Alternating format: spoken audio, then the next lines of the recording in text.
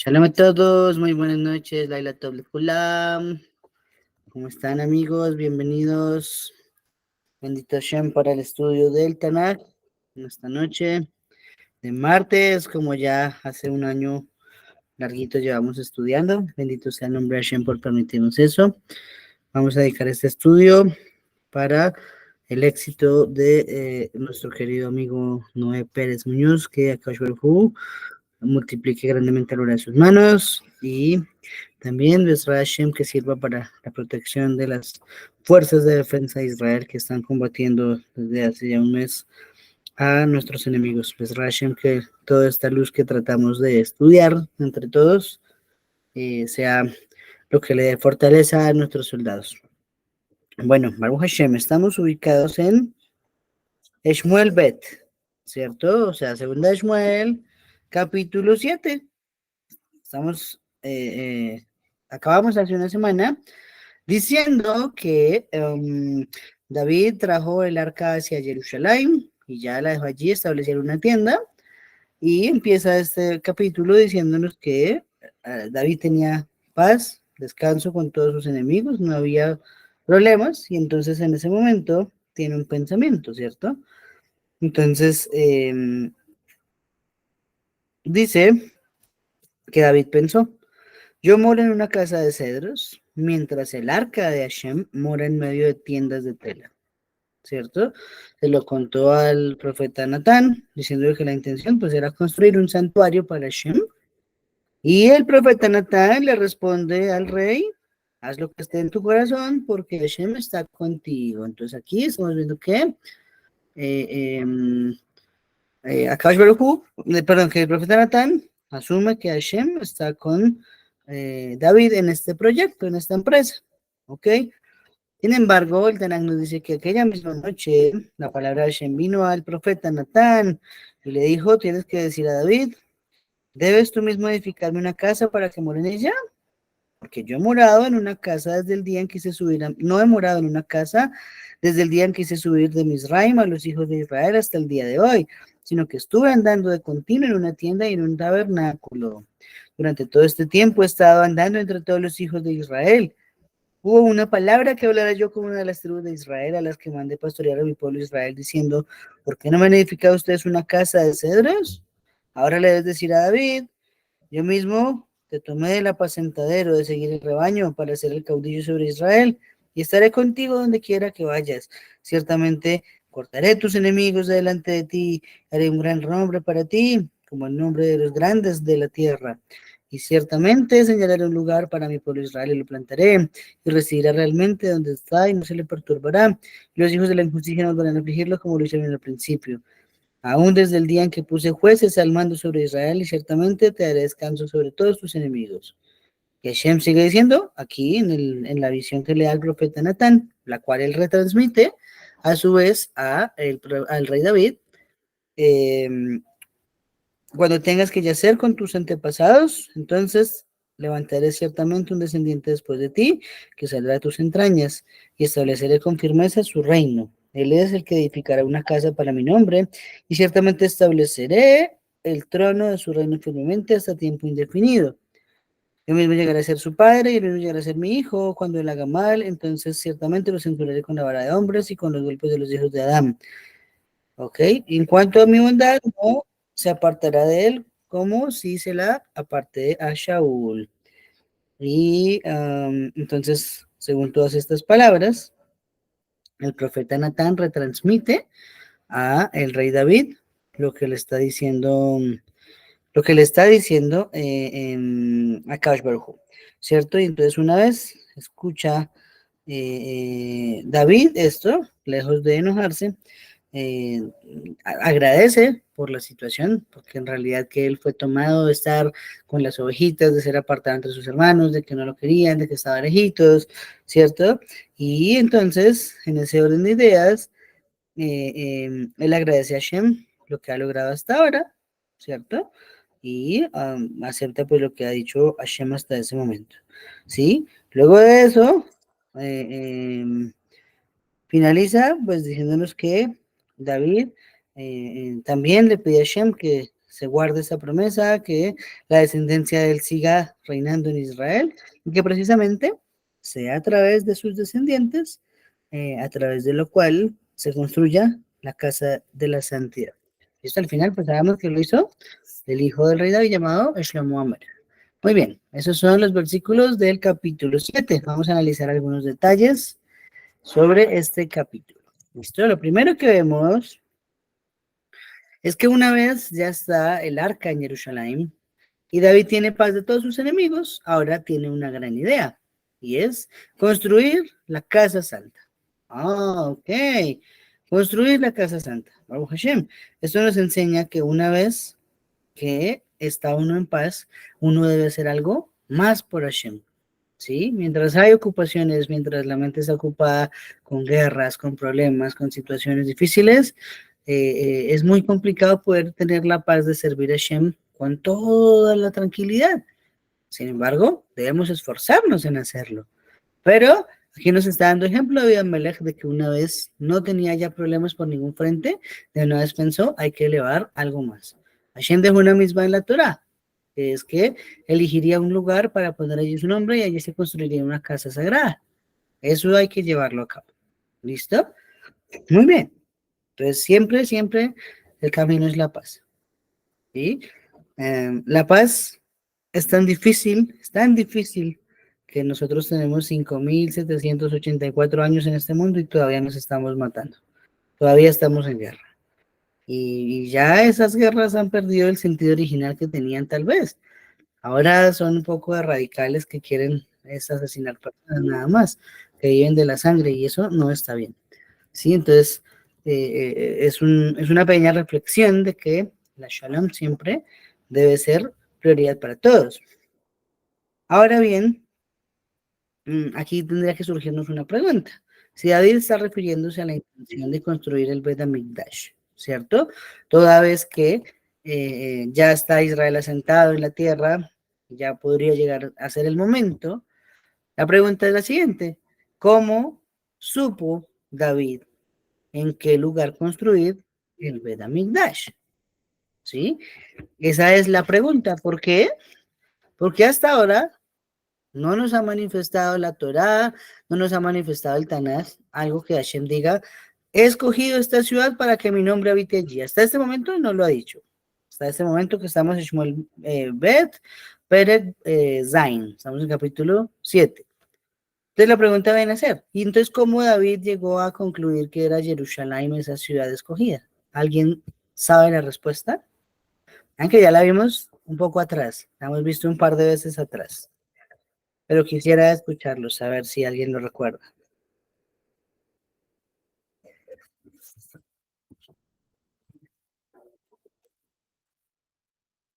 O cómo piensan, digamos, que tal, tengan otra información que no hayamos estudiado. ¿Cómo piensan de pronto ustedes, mis queridos amigos, que haya escogido Jerusalén, Hashem, para poner allí su nombre? ¿Cómo sabemos que esa es la ciudad? Habibi, ahí paró la maguefa. Ok, ese es un buen argumento. Aunque en este momento no ha pasado esa maguefa en la línea del tiempo, sí que es un súper argumento de que ese lugar estaba cargado de santidad. Pero ¿será que esa ciudad de Jerusalén ya había sido nombrada en alguna parte más atrás, de pronto, tal vez?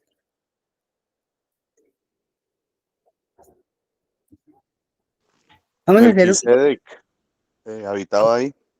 Ok, bueno, entonces ve, la Torah tiene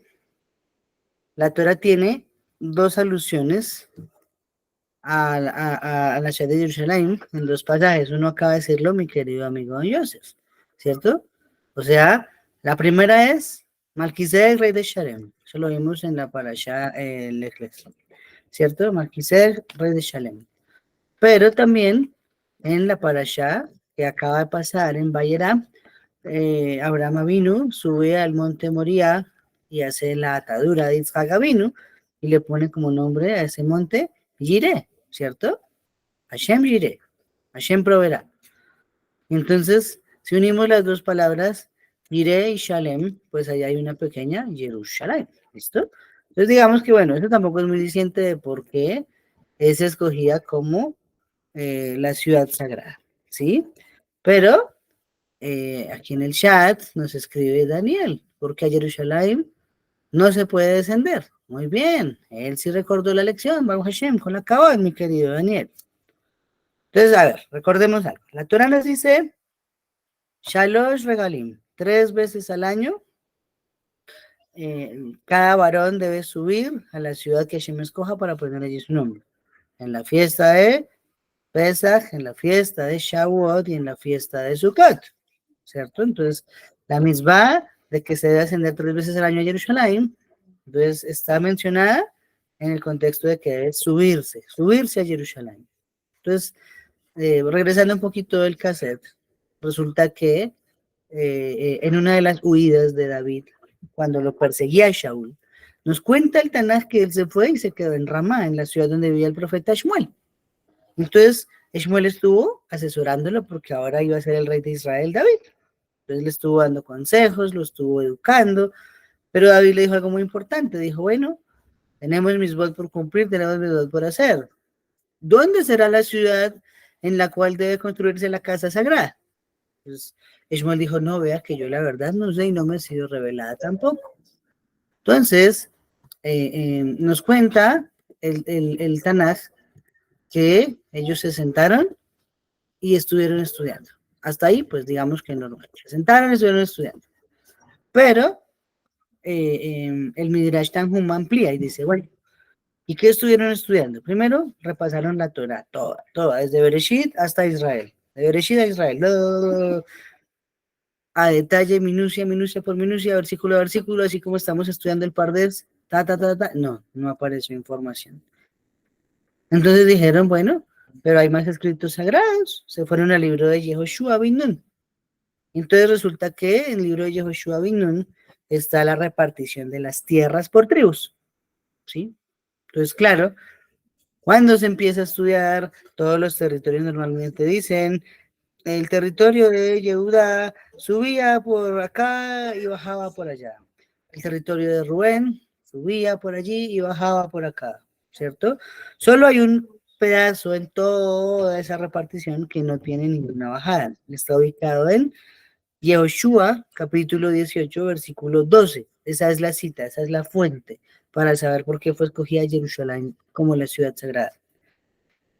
Para poner allí el nombre de Hashem, para hacer el Betamigdash. Dice, desde el 11, la sacó la suerte de la tribu de los hijos de Benjamín por familias. El territorio de su suerte salió entre los hijos de Yehudá y los hijos de Joseph. Y su límite vino a ser en el rincón del norte, desde el Jordán, y su límite subía hasta la ladera de Jericó al norte, subía por la montaña hacia el oeste, y resultaba que tenía su terminación en el desierto de Bet Abel. El resto de todos los territorios dicen subía por acá, bajaba por allá, pero aquí no dijo por ningún lado que el territorio bajaba. ¿Qué quedan esos límites descritos por Yehoshua bin Nun? La ciudad de Jerusalén, dentro del costado de la tribu de Benjamín. Acuérdense que ya vimos hace una semana en el mapa, se lo pueden revisar luego, que fue unas semanas atrás, no recuerdo en cuál de los estudios, David captura ese pedazo de ciudad, la llama la ciudad de David, y eso es el territorio que quedó en el lado de Yehudá. Pero el otro lado, que era el de Benjamín, fue el que se compró cuando, lo dijo muy bien don Joseph, se acabó una maguefa, se acabó una plaga y ahí se detuvo el ángel de la muerte y David compró el terreno y ahí se construyó el Betamigdash. ¿Listo? Entonces ese es el relato de cómo se llegó a esa conclusión. Muy bien.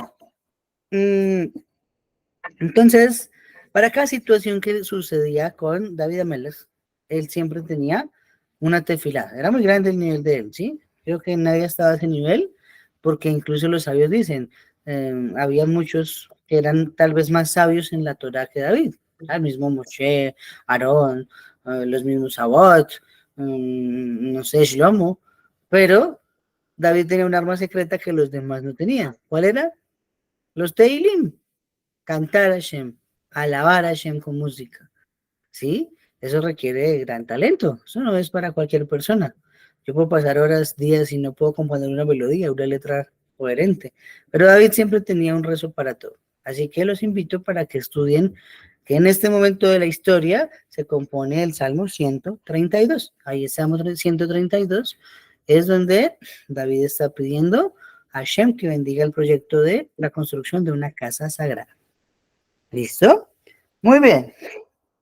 Algo muy importante que relatan los Jajamim, que resaltan los Jajamim, es que aunque David se le negó la oportunidad de construir el Bet HaMikdash, él mismo se encargó de reunir y preparar todos los materiales para construirlo, ¿sí? Entonces, en Primera Crónicas, capítulo 29, está detallado todo lo que preparó David: madera, oro, plata, bronce, piedras preciosas, telas, bueno, todo lo que reunió David para el Bet HaMikdash está ahí, ¿sí? También dejó los planos. Los planos los diseñó David Amelech, pero ya la ejecución de la obra la hizo su hijo Shlomo. ¿Listo? Entonces, ese es un pequeño secreto que de pronto alguien no lo sabía. David fue el artífice intelectual del Bet HaMikdash, no el material. Ya lo hizo su hijo Shlomo.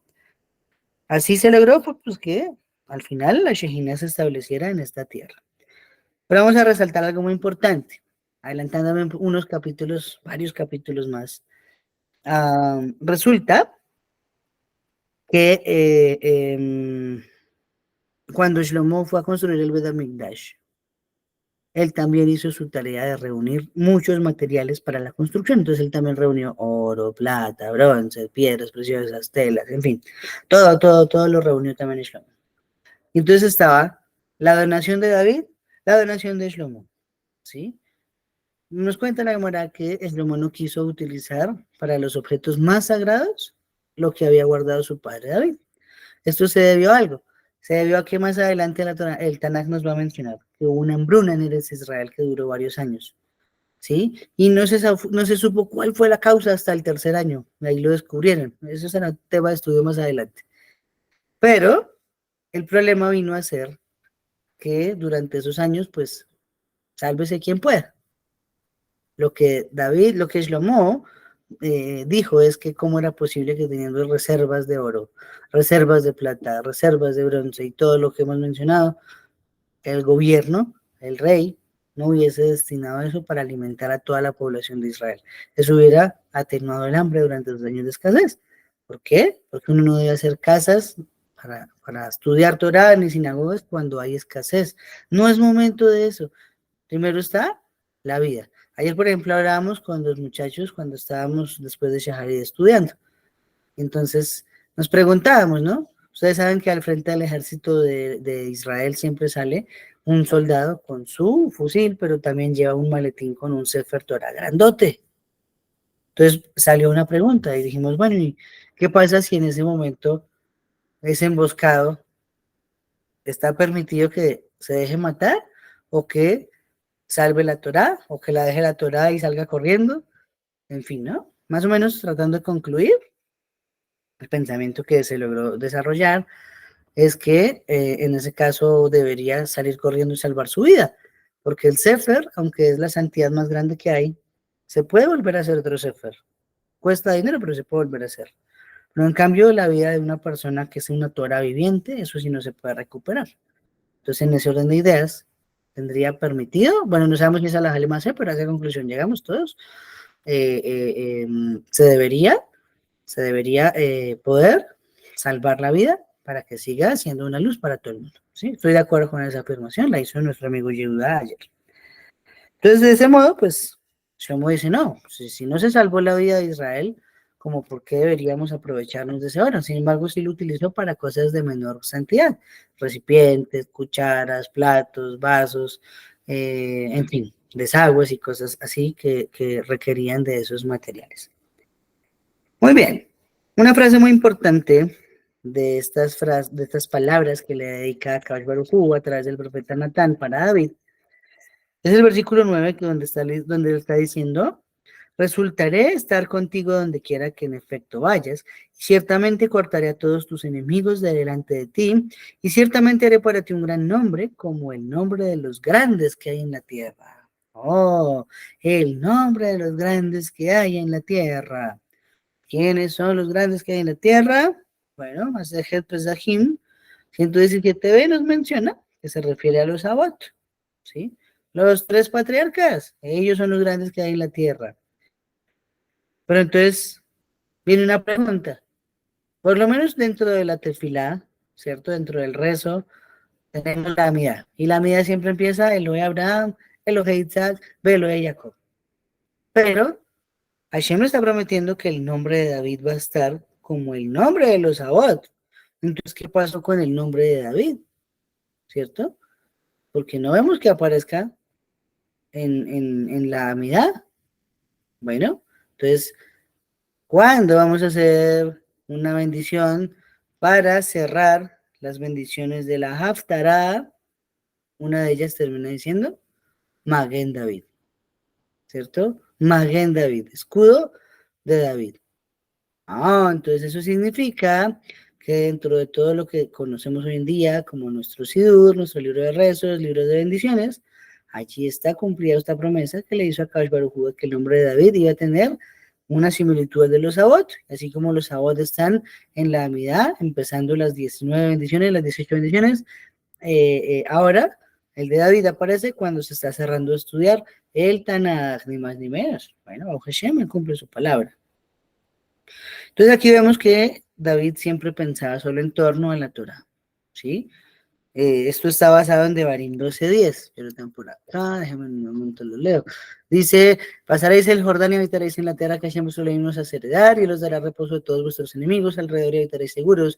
Y el lugar que Hashem vuestro Elohim escogiere para poner en su nombre, allí llevaréis todas las cosas que yo os mando, vuestros holocaustos, vuestros sacrificios, vuestros maserot, las ofrendas elevadas de vuestras manos, y todos los escogidos los votos que hubieseis prometido a Hashem.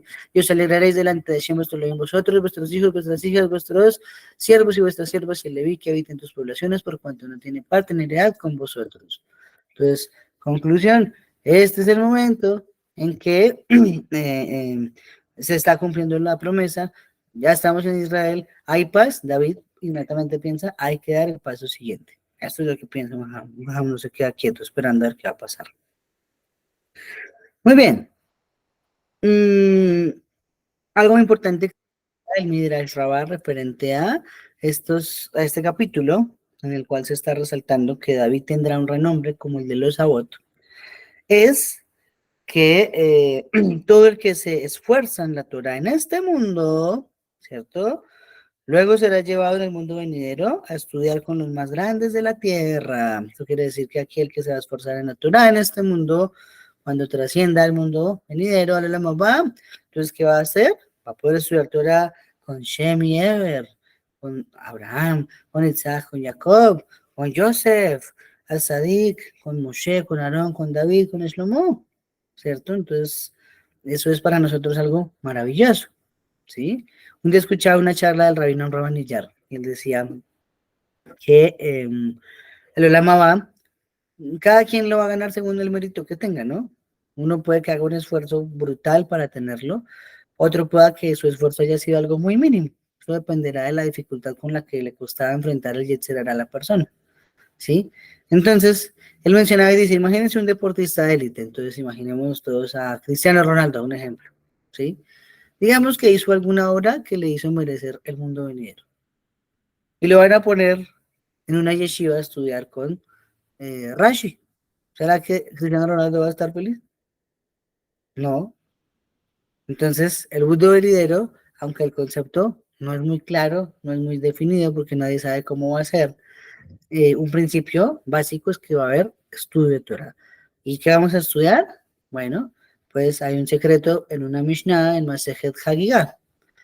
En Masejet Hagigah se nos cuenta que nosotros conocemos 6 órdenes de la Mishnah. Así se compone el Talmud, de 6 columnas, ¿cierto? Está Seder Zeraim, el de las semillas, luego está Seder Moed, el de las fiestas, luego está Seder Nashim, el de las mujeres, luego está el Seder Taharot, el de las purezas, luego está el Seder Zebahim, de los sacrificios. No, mentira, Seder Zebahim no existe. Seder Taharot, el de las purezas, y Seder Kodashim, que es el de los sacrificios. Esos son los 6 órdenes de la Mishnah, ¿sí? Esos 6 órdenes de la Mishnah se conocen como el Shas, hablábamos ayer de eso, y Son 63 tratados al final que tiene el Talmud, dividido en esas 6 columnas. Entonces, el Masejet Hagigah, cuando está hablándonos un poco de qué se va a hacer en el mundo venidero, menciona, parafraseando, que en realidad no existen 6 órdenes de la Mishnah. 6 es lo que es revelado para este mundo. En realidad existen 700 órdenes de la Mishnah. Así que vamos a tener 694, perdón, que no conocemos y que tendremos artículo tema para poder pasar toda una eternidad creciendo en el alma. ¿Sí? Entonces, ese es un pequeño secreto. Sin embargo, aquel que se gane una parte de la baba le va a parecer muy harto, pero seguro que nosotros si estaremos allí, nuestra Hashem, que así sea, lo disfrutaremos como nada. ¿Listo? Muy bien. La Gemara en Masejet Berajot, cuando está hablando de esta intención de David de construir un templo a Kadosh Baruj Hu, nos está diciendo que aquel que establece un lugar fijo de oración, sus enemigos caerán debajo de él. Entonces es bueno tener un sitio fijo donde hagamos la tefilá. ¿Sí? Pues Rashem que un día sea una casa de estudios con el Sefer Torah y lo que sea. Pero mientras tanto, será bueno fijar un lugar de estudio provisional. Puede ser la casa de alguien, puede ser la casa de uno mismo, pero digamos dentro de la casa de uno mismo, rezar siempre la misma parte. Eso es muy bueno. ¿Por qué? David mismo nos enseñó que al hacer una casa para Hashem, en esos límites es donde iba a dirigirse la persona a abrir su corazón delante de Hashem. Asimismo nosotros podemos abrir nuestro corazón delante de Hashem en un lugar, en el mismo lugar todos los días. ¿Sí? Es Hashem que hayan muchas más sinagogas, muchas más casas de estudio en el mundo. Es Hashem. El Midrash Tanhuma resalta algo. Hay una Mishnah que dice en el Pirkei Avot que sobre 3 pilares se sostiene el mundo, ¿cierto? La bodá, el estudio de la Torah y el Gemilut Hasadim, ¿cierto? Las obras de beneficencia. Entonces, sobre el rezo, sobre el estudio de la Torah y sobre el hacer obras de beneficencia. ¿Listo? Pero algo muy importante es que en realidad el hebreo no dice el rezo. Ahora en estos tiempos es el rezo, ¿sí? En realidad dice la abodá, y la abodá es el servicio que se hacía en el Bet HaMikdash. Entonces en el Bet HaMikdash todo el tiempo había cosas para hacer. Eso era en parte algo que sostenía al mundo. Sin embargo, entonces, antes de que se construyera el Bet HaMikdash, solo había el mundo sostenido en 2 pilares, en las obras de beneficencia y en el estudio de la Torah. ¿Sí? Hoy en día se sostiene otra vez sobre esos 2 pilares. Y hay un tercero que es la tefilá, es la oración, es el rezo. Pero esto basado en que hay uno de los profetas, que fue el profeta Oshea, dijo, nuestras palabras reemplazan los sacrificios. Entonces, con nuestros rezos, es como si hiciéramos el equivalente al Bet HaMikdash, a los sacrificios del Bet HaMikdash, ¿sí? Pero estamos rengueando porque en realidad no es el Bet HaMikdash. Entonces, no estoy diciendo que no sea bueno, hay que rezar, obviamente, pero hace falta la casa sagrada. Entonces, en este caso, David se ha preocupado porque salga la tercera pata de ese trípode que sostiene el mundo. Eso es construir el Bet HaMikdash. También algo muy importante es que luego de esto que sucedió, nos cuenta el Midrash Tanhuma, el Talmud Yerushalmi, Masejet Shekalim, que toda generación siempre va a tener burladores. ¿Listo?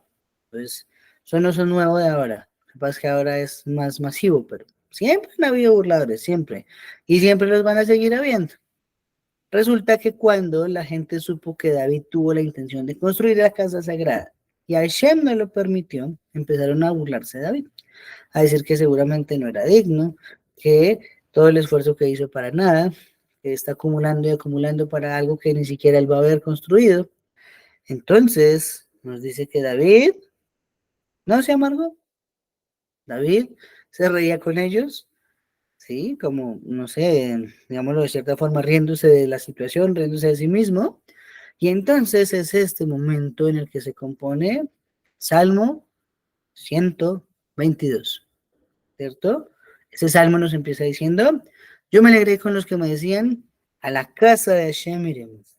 Ah, porque todos le decían, David, ¿cuándo iremos a la casa de Hashem? ¿Cuándo iremos a la casa de Hashem? Y él, lejos de ofenderse, fue y sacó de eso un salvo. Tremendo, ¿no? Qué nivel tan alto. Muy alto, muy alto, muy alto. Una burla hacia él, sacó el Teilim. Y lo decimos cada Shabbat. Y lo decimos en las fiestas de Pesach y de Sukkot. Tremendo. Muy bien.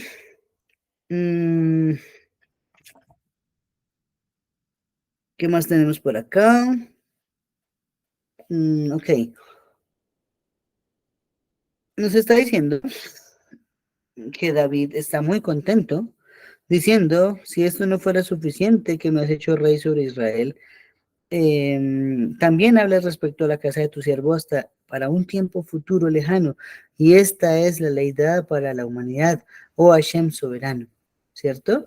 Oh, entonces está dando una gracia especial, unas gracias especiales a Boreolam por prometer que a futuro traería una descendencia que se dedicaría también a la Torá. Eso es tremenda promesa. Entonces él está diciendo que, dice Rashi, él está diciendo que tuvo un honor igual al de Adán. Recordemos que Adán podía ver el futuro, entonces él podía ver todos los personajes, todo lo que iban a hacer en la vida, y eso nos lleva incluso a una enseñanza sobre David, ¿no? Que él vio que había una luz muy preciosa, un alma muy bella, de mucha luz, de mucha kedusha que iba a venir al mundo, pero se iba a morir el mismo día, ¿cierto? Entonces, luego Adán decide, no, pero yo le quiero regalar 70 años de mi vida. Entonces se explica por qué no vivió sino 930 años Adán, ¿cierto? Los otros 70 para completar 1000 le fueron otorgados por el mismo David.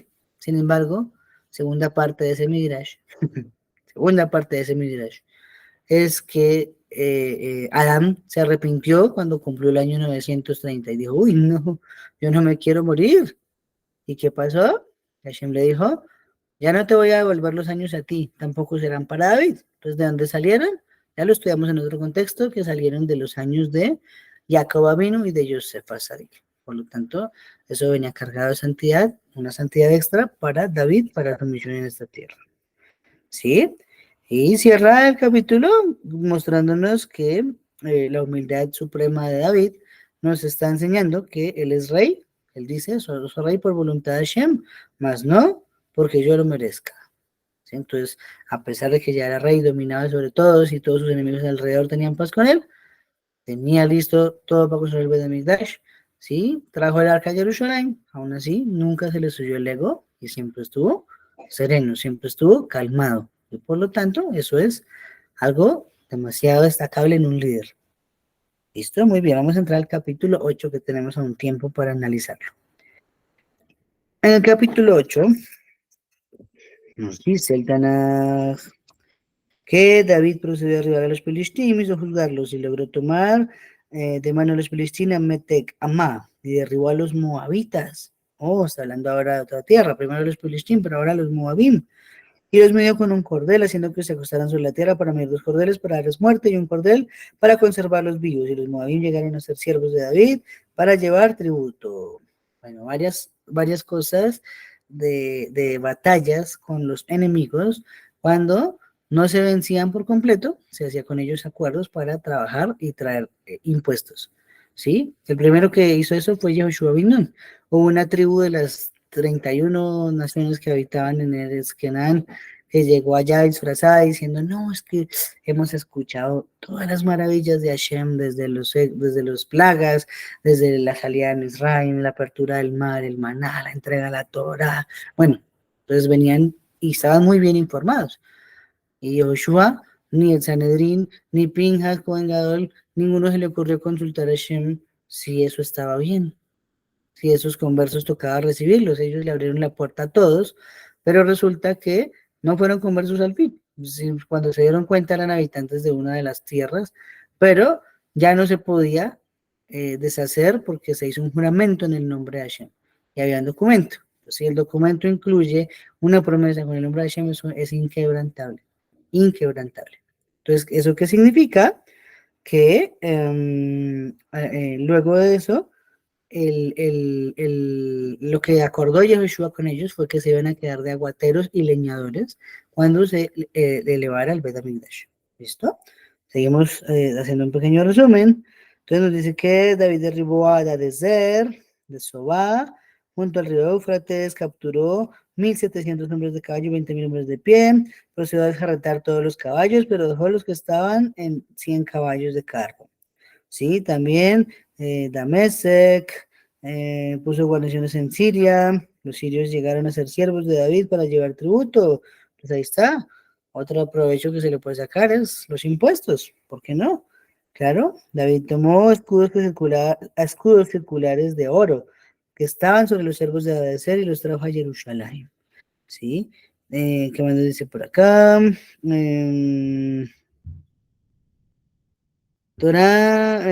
Toy, el rey de Amad, llegó a oír que David había arribado a Hadadezer y entonces le mandó a Joram su hijo para preguntarle acerca de su bienestar y felicitarlo por el hecho de que había peleado contra Hadadezer. Sí, porque Hadadezer guerreaba todo el tiempo contra Toy y le mandó también objetos de oro, de plata, de bronce. Sí, y entonces todo lo santificó David a Hashem junto con toda la plata que había significado de las naciones que había sojuzgado. Todas estas cosas fueron las que se empezaron a acumular para lo que dejó como botín para la construcción David Amelech. Muy bien, David siguió reinando sobre todo Israel y ejecutaba sus decisiones judiciales y habla de las personas que estaban con él. Joab, hijo de Zeruyá, era el general del ejército. Oh, tremendo, ese Joab era un Talmid Jajam, pero impresionante, impresionante, ¿sí? Luego tenemos a Jehosafat, que era el registrador, era el cronista. Él escribía todo lo que sucedía en un libro especial del rey. Sadoc, hijo de Ahitub y Ahimelech, hijo de Abiatar, eran los Kohanim. Y Zerayá era el secretario, el Benayá, hijo de Jehoiada. Estaba sobre los queretitas y los peletitas. Y los hijos de David llegaron a ser sacerdotes. Listo, vamos a analizar algunas cosas sobre esto. Entonces, lo primero es porque David se metió con Moab, ¿no? Si recordamos dos cosas muy importantes. La primera, que David descendía de una moabita, descendía de Ruth, ¿cierto? La segunda, que al final para librarse de Shaul, él estuvo viviendo un tiempo en el territorio de Moab, y era muy querido en Moab. Cuando ya muere Shaul, Hashem le dice, devuélvase hacia Jerusalén, y entonces David se va para Hebrón, ¿cierto? Hasta ahí normal. Pero en Moab, ¿qué sucedió? Ojo, detrás de cámaras, Rashi nos cuenta que David cuando se fue a pedir asilo político a Moab, allá fue recibido él y toda su familia, todo su papá, sus hermanos, sus sobrinos, todos. Resulta que una vez él se va, mataron a todo el mundo en Moab, ¿sí? Murió Ishaí, murió todos los hermanos de David, menos uno, que es mencionado en el libro de las crónicas más adelante. Y por lo tanto aquí lo que vemos es que David está orando una venganza, según está estipulado en la Torah, derramamiento de sangre inocente. Entonces aquí por eso aprendemos el por qué se metió con Moab, ¿sí? Y a esto, a este momento es a lo que se refirió Bilam, Bilam Arrashá, el malvado, cuando está haciendo una de las bendiciones a Israel para Shabalak, que dice, puedo verlo, pero no ahora. Se estaba refiriendo a David, que aplastó a todos los nobles de Moab, toda la realeza de la mató David, ¿sí? Muy bien, sobre esto hay frases, ¿no? Más dejen tener en cuenta que dice una frase, desde dentro del bosque viene el hacha, ¿sí? O sea que el mango de madera de un hacha se hace con un árbol y esa misma hacha después va a derribar otros árboles. Entonces esa frase quiere decir eso, desde dentro del bosque viene el hacha, ¿sí? O otro dicho que hay sobre David es, un muslo se pudre por dentro. ¿Eso qué quiere decir? Que David, aunque descendía de Ruth, que era moabita, él mismo atacó después a esa nación que se había metido propiamente con su familia. ¿Sí? Muy bien. Mm,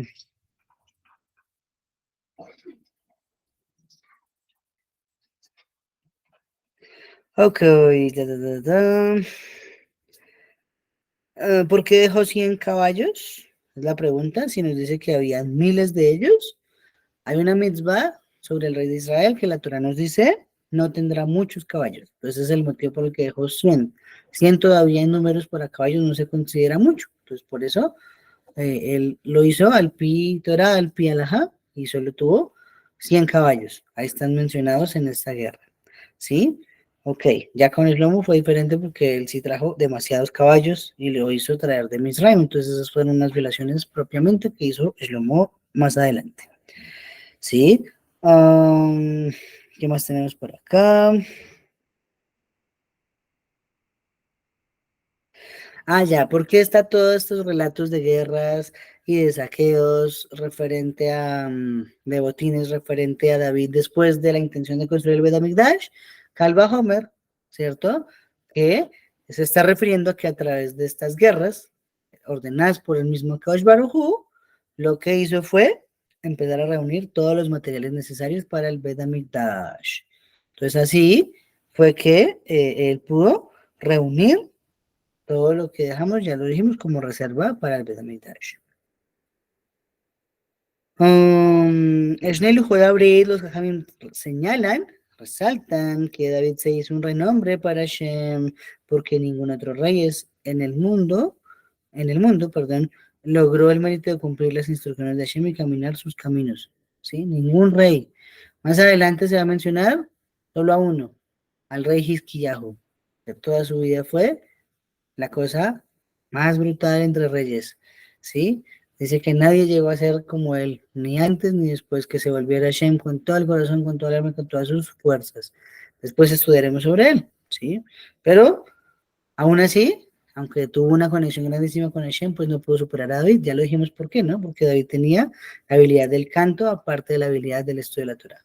Combinar las dos es más difícil todavía. Muy bien.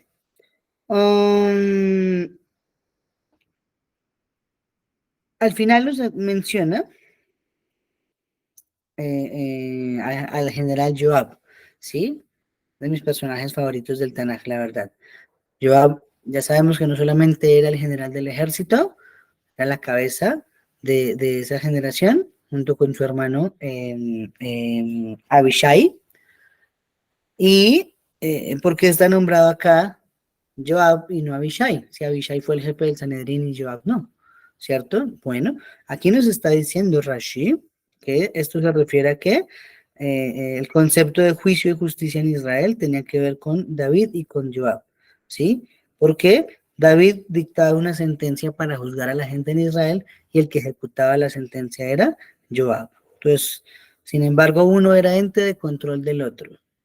Eso es más o menos el principio de cómo se basan las democracias en el mundo, o las supuestas democracias, ¿sí? La separación de poderes y cómo unos a los otros se hacen vigilancia para que nadie abuse del poder. Bueno, todas las leyes del mundo ustedes saben que se basan de la Torah. Todas las leyes del mundo, todas, ¿sí? Todas las sociedades, la mayoría de las constituciones políticas del mundo se basan en leyes básicas que son dictaminadas por la Torah, ¿cierto? Aquí en este caso eso de los controles políticos está determinado por David y Joab.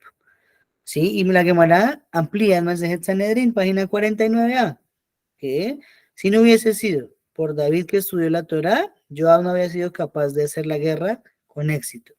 Y si no hubiera sido por la perspicacia militar de Joab, David no había podido estudiar tranquilo la Torá. ¿Sí? Entonces, ahí sí hay que hablar de un concepto para estos días. ¿Sí? Nosotros nos encontramos fuera de Eretz Israel todos, ¿cierto? Todos creo que estamos en el continente, sí, estamos todos en América, ok. Hay unos en México, otros en Ecuador, Chile, Argentina, Perú, Brasil, en fin. Ok, ¿qué podemos hacer desde acá para ganar una guerra en este momento donde están las fuerzas de defensa israelí enfrentadas con Hamas? No podemos hacer sino tefilá, no podemos hacer sino estudio de Torah. ¿Sí? Porque por más que acá nos armemos y ideemos cosas, no, necesitamos estar presentes en la batalla para tener influencia en la batalla. Sin embargo, desde acá podemos darle fuerza a lo que están haciendo ellos allá con el ejército. ¿Cómo se hace? Bueno, ya llevamos haciéndolo. Los salmos, estos estudios de Torah, es lo que sirve para que la luz de Hashem esté en este mundo y le dé un empujoncito adicional al ejército, una fuercita extra para que vayan a la guerra, para que eso no se quede así. Entonces, si están mencionados acá en el concepto de la guerra, David como monarca, Joab como general, y el versículo los está uniendo, entonces ahí está ese acuerdo en el cual uno sostiene a través de la tefila y el estudio de la Torah, y el otro a través de la acción, ¿sí? Y sin embargo, David también era un hábil guerrero y Joab también era un hábil jajam. Es que es difícil combinar las dos, ¿sí? Si nos acordamos un poquito, ese es el concepto de ser fuerte y valiente.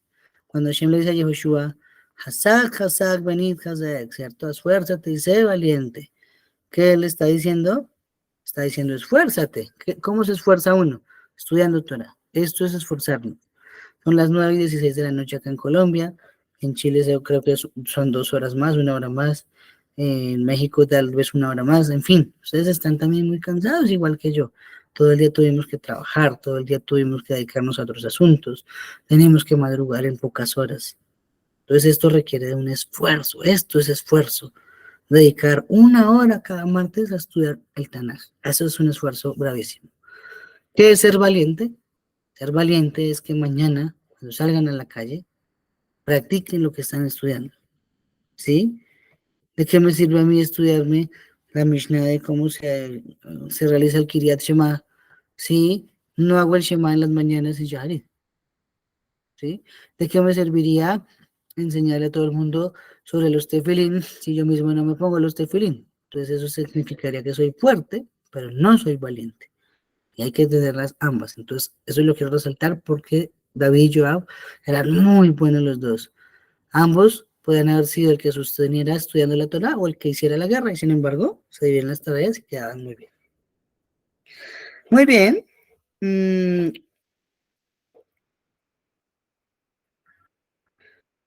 Nos menciona a alguien llamado Agilud, que era el registrador, ¿sí? Pero no era el registrador del Estado Civil, ¿no?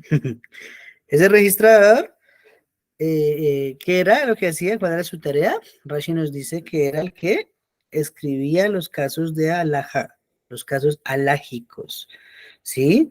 Porque eso significa que él era el que cuando llegaba la gente a exigir justicia, les otorgaba los turnos a las personas y los anotaba en un cuadernito, digámoslo de esa forma, y él le presentaba los casos a David. Entonces, llegó una señora pidiendo que el cuñado no le quiere hacer un hijo a su hermano muerto. Entonces, anotaba el caso y cuando llegaba, le decía, usted venga tal día por el juicio, entonces él anunciaba delante de David. Viene el caso de la señora tal que demanda a tal persona por ta. Eso era el trabajo del registrador, de ese famoso Agilut, ¿sí? Y algo también muy interesante, nos dice los cereteos y los peleteos, ¿cierto? Pero nosotros hemos buscado por el Tanaj y no encontramos que eso sea un patronímico de ningún lado. Eso no es una manera de dirigirnos a personas que sean autóctonas, que sean originarias, perdón, de alguna zona de la tierra, no es un gentilicio. Entonces, ¿qué es un cereteo y qué es un peleteo? Jajamim lo escriben como arqueros y tiradores de ondas. Entonces eso significa que Benaía, Ben Yehoyadam estaba a cargo de ellos, o sea que eran los que atacaban con armas de largo alcance. Flechas, o sea, los arcos y las ondas, igual que David Amelech, que era una persona muy hábil para manejar las ondas. Muy bien, nos quedan unos minutitos más, entonces vamos a hacer este capítulo 9 que es cortito. Nos habla de la bondad a Mefiboshet, ¿sí? Nos dice el Taná que David procedió a indagar si todavía queda alguien vivo de la casa de Shaul. Recordamos que se hizo un pacto con Jonatán en el cual él iba a otorgar bondad siempre a sus hijos. Y eso no se puede quebrar porque se hizo en el nombre de Hashem. Entonces, la casa de Shaul había tenido un siervo que se llamaba Sibá. Entonces lo llamaron delante de David y él estuvo preguntando si quedaba alguien vivo y Siba le dijo sí, que quedaba vivo alguien que era lisiado de los 2 pies. Se llamaba Mefiboshet, ¿cierto? Y entonces el rey envió inmediatamente y lo trajeron y Mefiboshet cayó sobre su rostro. Entonces David le dijo, Mefiboshet, aquí estoy, le dijo él, no tengas miedo, porque ejerceré bondad amorosa para contigo a causa de Jonatán, tu padre. Y te tengo que devolver todo el campo de Shaul, tu abuelo, y tú mismo comerás pan a mi mesa constantemente. ¿Sí? Entonces, ahí se le prometió que todos los días de su vida se iba a alimentar de la porción real. Muy bien, Baruch Hashem por eso. Entonces él se postró y dijo que quién soy yo para que te fijes en mí, solo soy un perro muerto. Oh, sin embargo, entonces llamó el rey a Siba y le dijo todo lo que había sido de Shaul y toda su casa, lo doy en efecto al nieto de tu amo. Tienes que cultivar el suelo, tú, tus hijos, tus siervos, y tienes que hacer la recolección, y tienen que servir alimento para los que pertenecen al nieto de tu amo, y tienen que comer, pero Mefiboshet mismo comerá pan a mi mesa constantemente. Nos dice que Siba tenía 15 hijos y 20 siervos. Entonces Siba procedió de acuerdo a lo que mandó el rey sobre Mefiboshet, ¿cierto? Y Mefiboshet tenía un hijo jovencito cuyo nombre era Mija, y todos los que moraban en la casa de Siba eran siervos de Mefiboshet, y Mefiboshet mismo estuvo morando en Jerusalén porque comía constantemente a la mesa del rey, era cojo de ambos pies. Tremendo, ¿no? En el contexto de las crónicas de los reyes de Israel más adelante, en Divrei Yamim, está mencionado que el niño era de Lodabar. Lodabar, eso significa sin palabras. No hay palabras, porque no hay palabras para describir el miedo con el cual su nana sale corriendo cuando saben que mataron a Shaul, a Jonatán, a todos los hijos de Shaul, y deja caer al niño. Y el niño se fractura las dos piernitas. Y pues no existía la medicina, no existían los ortopedistas, y tuvo que vivir toda la vida lisiado, y por eso es parte de su nombre, Mefiboshet, ¿sí? Mi cara es de vergüenza. Eso significa el nombre, Mefiboshet. Muy duro, muy duro, muy duro. Eso debe ser terrible. Muy bien.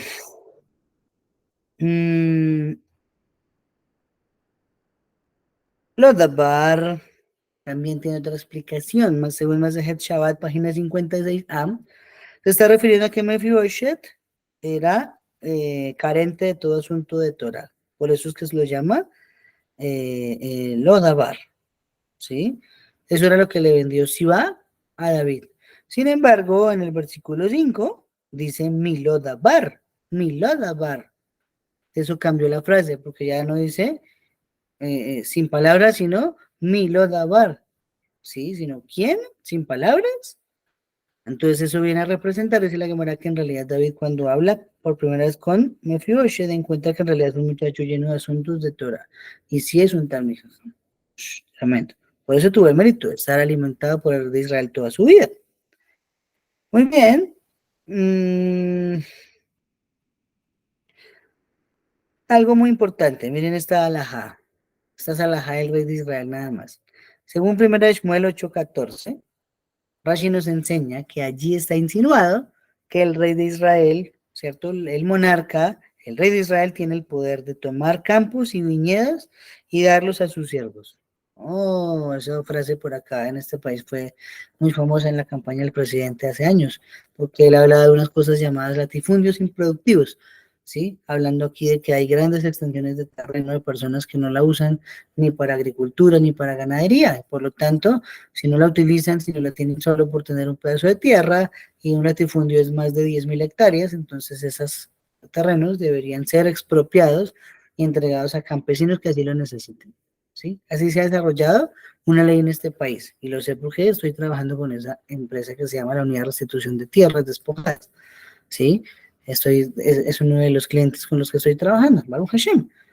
Entonces, el proyecto, muy bueno, se le han dado casas a cientos de familias en este país, terrenos para que los pongan a producir desde la agricultura. Eso es una de las potestades que tiene el rey de Israel, ¿sí? No estoy comparándolo, porque es una pequeña alusión a que así lo puede hacer también el rey de Israel cuando él quiera hacerlo, ¿sí? El terreno lo puede utilizar como él lo desee, ¿sí? ¿Qué más tenemos por acá? Bueno, creo que no, no hay más. Ya vamos a empezar en el 10, en el próximo estudio. Vamos a dejar aquí el separador para acordarnos. Vamos a ver si estudiamos 3 capítulos, no estaban muy largos, no estaban muy largos. No todos son iguales de profundos, no todos son iguales de extensos. Besrashen para dentro de una semana.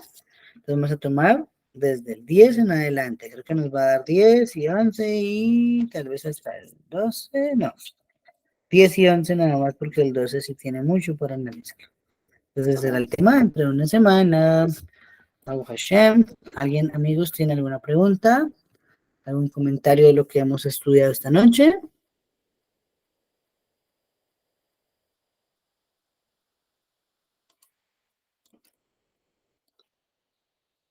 Creo que no hay preguntas, o todos están dormidos. Bueno, Baruch Hashem, amigos, nos vemos por la paciencia. Bezrat Hashem, todos tengan una bonita noche. Y nada, nos vemos para mañana a las 8. Mañana sí estoy puntual. Bezrat Hashem para el par de Torah. Entonces estudiaremos todavía lo que nos falta de el capítulo 36 de Bereshit, hablando de los hijos de Zaf. A todos amigos, Laila Tablekulam, Shalom amigos. Hola a todos.